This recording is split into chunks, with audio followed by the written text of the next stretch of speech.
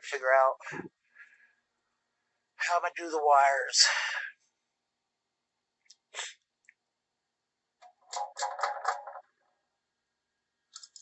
Power come out here.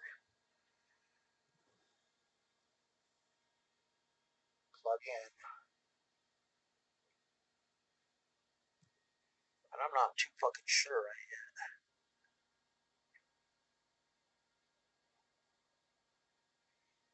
It's going to be the power of the charger. Not sure yet.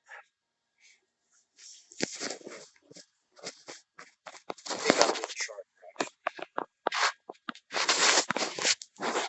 Power inside.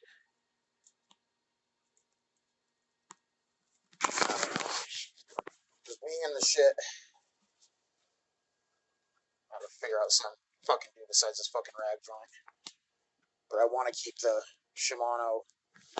I want to keep the fucking Shimano hub and the gears. So when I actually get a freewheel that works, put on the motor, I can pedal more. Yeah, even with my little thing, it just fucking moved that amount on. Those screws might not be the thing for this. Anyway, that's what I got going on.